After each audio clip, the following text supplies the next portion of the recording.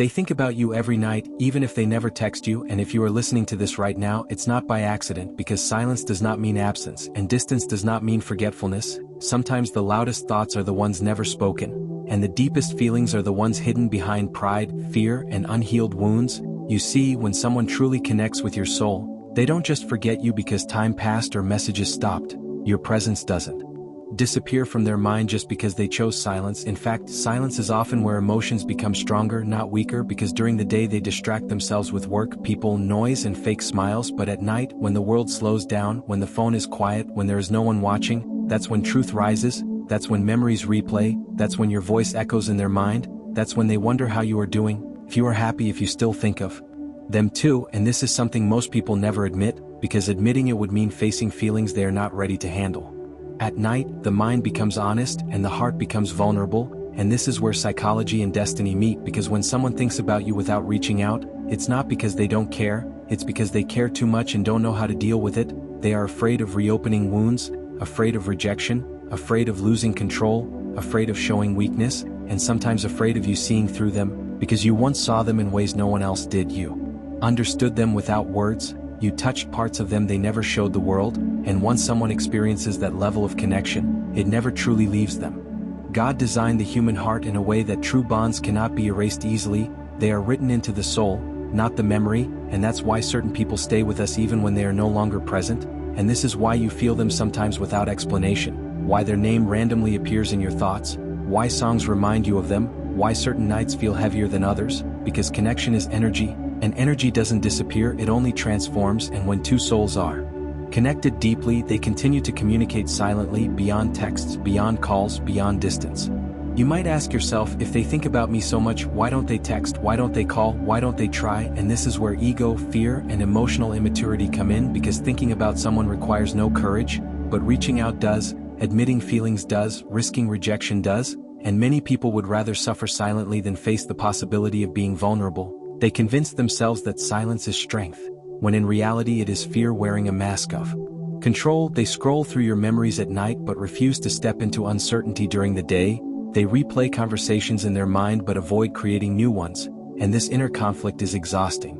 Psychologically, when someone suppresses emotions, the mind does not let them go, it holds on to them even tighter. The more they try not to think about you, the more you appear in their thoughts, especially at night, because the subconscious has no filters. It doesn't care about pride or logic, it reveals what the heart is hiding, and that's why nights are dangerous for people who pretend they don't care, because darkness has a way of exposing truth, and silence has a way of speaking louder than words. Spiritually, when God removes communication but not feelings, it's often a period of growth, a test of patience, a lesson in self-worth, because sometimes God allows distance not to punish you, but to protect you, to teach you not to chase what is confused, not to beg for clarity from someone who hasn't found clarity within themselves. God sees the whole picture, while we only see the pain, and He knows when someone is not ready to meet you at the level you deserve, even if they feel deeply connected to you. And here is the truth most people don't tell you: someone who thinks about you every night but never texts is fighting an internal battle. They miss you, but they miss the version of themselves they were with you too. They miss how you made them feel seen, safe, understood. But reaching out would mean facing the reality of why things ended, what they lost, or what they were unable to give, and not everyone is strong enough to face their own shortcomings, so they choose silence, hoping time will quiet the feelings. But time doesn't heal what is never addressed, it only buries it deeper.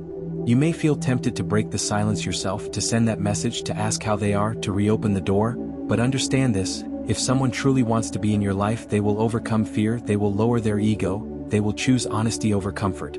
And God will never require you to chase someone who is meant to walk beside you. Your role is not to convince anyone of your worth. Your role is to protect your peace and trust that what is meant for you will meet you with the same energy you give.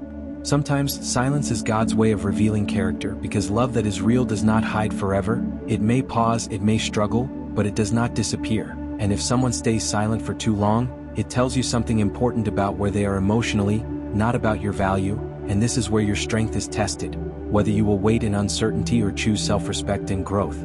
At night, they may think about you, replay your smile, remember your words, feel the emptiness you left behind, but during the day you must choose yourself. You must continue building your life, healing your wounds, growing into the person you are meant to be, because sometimes God allows someone to miss you not so they can return, but so they can learn what they lost while you learn what you deserve.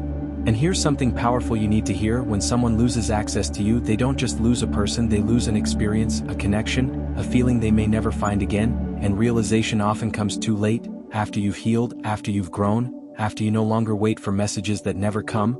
And this is when roles reverse, this is when silence shifts, this is when the one who stayed quiet begins to feel the weight of their choices. If you are hurting right now, if nights feel long, if your heart feels heavy, know this: God is close to the brokenhearted. He sees every tear, every unanswered question, every silent prayer, and He is not ignoring you, He is guiding you even when you don't understand the path. Trust that what left was not meant to stay, and what is meant for you will never require you to lose yourself to keep it.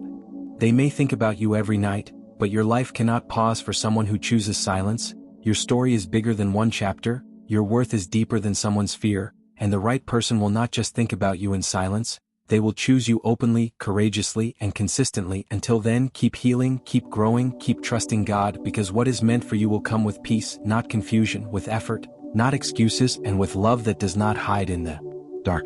And if this message touched your heart, remember, silence is not rejection, it is redirection, and sometimes God removes people from your life not because you were not enough, but because He is preparing you for something greater. And the truth goes even deeper than you think, because when someone thinks about you every night but never texts, what they are really doing is living two different lives, one for the world and one for the silence. During the day they pretend they are fine, they laugh, they stay busy, they act detached, they convince themselves that they made the right decision, that walking away was necessary, that silence is strength. But at night, when there is no one to perform for, no one to impress, no one to lie to, that mask falls apart, because the mind may argue, but the heart remembers, and memory does not ask for permission before showing up. At night they remember how you made them feel safe, how you listened without judging, how you stayed when others left, how your presence felt like home. And this is where regret begins, not the loud kind, but the quiet regret that sits heavy on the chest, the regret that doesn't cry but keeps someone awake, the regret that whispers, "You lost something real," when the world goes quiet, because real connection is rare, and once it's gone, the absence becomes noticeable, especially in moments of loneliness. Psychologically, when someone suppresses their feelings for too long, the brain creates emotional tension, and that tension turns into restlessness, anxiety, and intrusive thoughts. That's why they check their phone at night, even though they know there's no message. That's why they replay old conversations, reread messages, remember your reactions, because the mind is trying to resolve unfinished emotional business. And unfinished connections haunt people more than endings ever do. Closure is painful, but lack of closure is torture.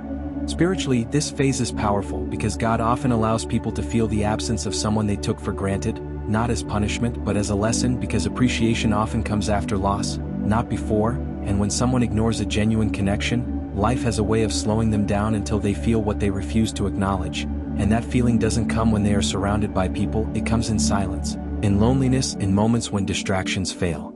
They don't text you because texting would force them to face reality, to confront their mistakes, to admit vulnerability. And ego hates accountability. Ego would rather suffer quietly than apologize honestly. Ego would rather miss you silently than risk hearing no, or it's too late. And this is why silence is often chosen by people who are emotionally overwhelmed, not emotionally strong. But here's the part you need to understand for your own healing: their silence is not your responsibility. You are not meant to wait, to hope endlessly, or to interpret signs. God never asks you to read minds or chase confusion. Clarity comes with effort. And love that is meant for you will never keep you guessing for too long. Silence may mean they think about you, but action shows whether they are ready to be part of your life. And this is where divine timing becomes important, because sometimes God separates two people not because they don't belong together, but because one or both are not ready, not healed, not mature enough to hold what was offered. And forcing reconnection too early only repeats the same cycle, the same pain, the same disappointment. And God cares more about your growth than your comfort, more about your peace than your temporary happiness. There comes a point when the roles slowly reverse, when you begin to heal, when your nights become calmer, when your thoughts shift back to yourself, and that's when they begin to feel the weight of your absence more deeply, because energy changes when you stop waiting, when you stop hoping, when you stop emotionally reaching out. And this is not manipulation, this is alignment. When you choose yourself, the universe rearranges everything around you. They will think about you not just because they miss you, but because they sense you moving on, because souls recognize detachment even without words, and that realization hits hardest when it's too late, when you no longer respond the same way, when your silence comes from peace, not pain. And that's when regret becomes louder, because they didn't just lose you, they lost access to your heart. But listen carefully, not every person who thinks about you deserves a place in your future. Missing someone does not equal readiness, thinking about you does not equal change, and nostalgia does not equal commitment. Growth is shown through action, through consistency, through accountability, and if someone truly wants to return, they will come differently, with humility, honesty, and effort, not excuses and confusion. God sometimes allows people to think about you every night while keeping them away from you, because your next chapter requires strength, clarity, and self-respect, not emotional chaos, and the person meant to walk with you will not just miss you in silence, they will choose you in reality, openly, clearly, and without fear. So if you are in this phase right now, wondering why someone hasn't reached out, questioning your worth, replaying memories, understand this, you were not forgotten, you were felt deeply, but your life cannot be paused for someone who is still fighting themselves. Trust that God is removing delays and preparing alignment, and what is meant for you will arrive with peace, not confusion. Let them think, let them remember, let them miss you in silence, while you continue becoming the person you are meant to be, because when God closes a door, it's not rejection, it's redirection. And sometimes the greatest protection comes disguised as silence. They think about you every night even if they never text you. And eventually, a moment comes when thinking is no longer enough because thoughts without action slowly turn into regret. And regret is one of the heaviest emotions a human heart can carry, especially when it's mixed with the realization that what was lost was not ordinary, not replaceable, not something that time can easily fix. And this realization does not arrive suddenly, it arrives quietly. After many sleepless nights, after many failed distractions, after meeting people who look good on the outside but never feel right on the inside. This is when they finally understand that what they had with you was rare, because real connection is not about constant excitement, it's about emotional safety, it's about being understood without explaining everything, it's about feeling at home in someone's presence. And when that is gone, the world feels louder, colder, and emptier no matter how many people surround them, because connection is not replaced by attention. And intimacy is not replaced by options. Psychologically, this phase is called delayed emotional processing, when the mind finally catches up with what the heart already knew, and this is often when people feel the strongest urge to return, to reconnect, to fix what was broken. But timing is everything, because by the time they are ready, you may no longer be the same person who once waited, hoped, and hurt, and this is where life teaches its hardest lesson, that not every realization arrives on time. Spiritually, this is where karma and divine timing intersect, because God allows people to feel the weight of their choices, not to punish them but to teach them responsibility, because love is not just about feeling, it's about choosing, protecting, and showing up. And when someone fails to do that, God steps in to rebalance the lesson, sometimes by removing access, sometimes by delaying reunion, sometimes by closing the door completely. They may finally gather the courage to reach out, to send that message they rehearsed 100 times in their head, to say the words they were once too afraid to say, but by then your heart may be at peace, not because you stopped caring but because you learned to stop bleeding, because healing doesn't mean forgetting, it means no longer needing what once hurt you, and that is a powerful transformation. And this is where many people misunderstand destiny. They think that if two people think about each other they must end up together, but destiny is not just about connection, it's about alignment, growth, and readiness, and sometimes two souls meet not to stay forever, but to awaken each other, to teach lessons, to trigger growth, and then to separate so both can evolve, because not every deep connection is meant to last. Some are meant to change you. God sometimes brings someone into your life to show you what love feels like, and then removes them to show you what self-respect feels like, and both lessons are equally important, because love without self-respect becomes suffering, and self-respect without love becomes loneliness, and balance is found only when you learn both. If they come back, they must come healed, humble, and changed, not just missing you, because missing someone is easy, change is hard, and if they come back without growth, the same patterns will repeat, the same wounds will reopen, and God will not allow you to relive a lesson you already learned. That's why sometimes reconnection feels blocked, delayed, or uncomfortable, because your soul knows what your heart once ignored. And if they never come back, understand this, their thoughts about you were real, their feelings were real, but timing and readiness were not aligned, and that does not make your connection meaningless. It makes it purposeful, because it shaped you, strengthened you, and prepared you for something better, something healthier, something that doesn't hide in silence. There is a powerful shift that happens when you finally release the need for validation, when you stop wondering if they think about you, when you stop waiting for signs, when you stop interpreting silence and start trusting yourself, because peace arrives when you no longer need answers from the past to move forward, and this is when God opens new doors, doors that don't require you to beg, wait, or doubt yourself. They may think about you every night, but your life is not meant to be lived in someone else's thoughts, it's meant to be lived in your own purpose, your own growth, your own light, and the right person will not just think about you in silence, they will meet you in clarity, choose you in action, and stay with you in truth. So if you are listening to this right now, take it as confirmation you were never forgotten, you were deeply felt, but you were also protected, redirected, and strengthened, and what is meant for you will not arrive through confusion or silence, it will arrive through peace, effort, and mutual choice. Let go without bitterness, remember without attachment, and trust without fear, because when God removes someone from your life, it's never to take something away, it's always to make room for something greater, something aligned, something that sees you fully and chooses you completely, and when that arrives, you will understand why silence was necessary, why waiting was painful, and why letting go was the beginning of your true healing. And now comes the moment of truth, the point where God stops testing your patience and starts protecting your peace, because not every silence is meant to be broken, and not every connection is meant to be restored. Some silences are answers, and some endings are closures disguised as confusion, and the difference between return and closure is not found in signs, dreams, or thoughts, it is found in peace. When someone is meant to return to your life, their return brings clarity, not chaos, it brings accountability, not excuses, it brings effort, not confusion, and most importantly, it brings peace, not anxiety, because love that is aligned with God does not drain you, it strengthens you, it does not make you doubt yourself, it helps you become more yourself.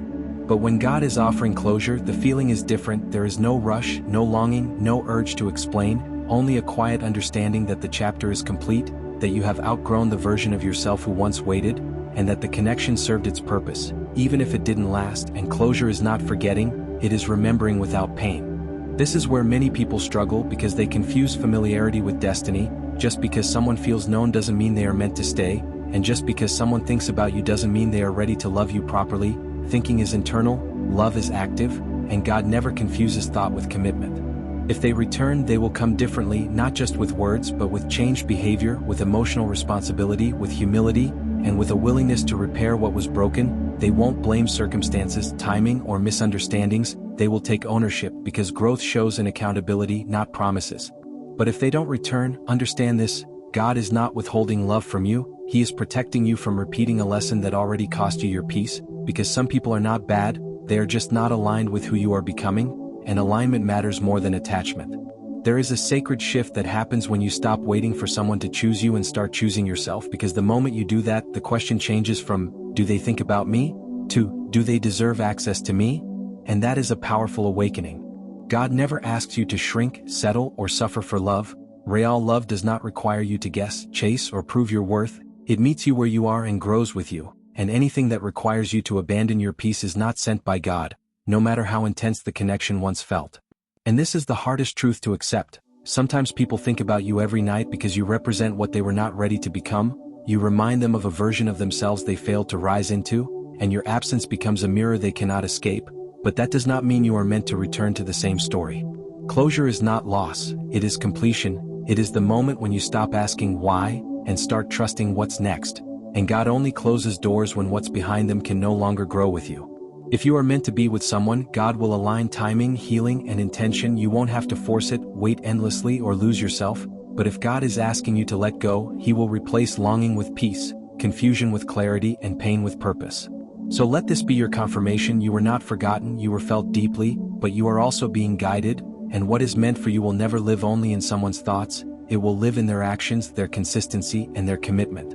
Release what no longer meets you at your level, trust what God is removing, and remain open to what He is preparing, because sometimes the greatest act of love is not reunion, it is release, and sometimes the greatest blessing is not who returns, but who arrives next. And when you finally look back, you won't ask why they stayed silent, you'll thank God for the silence that saved you.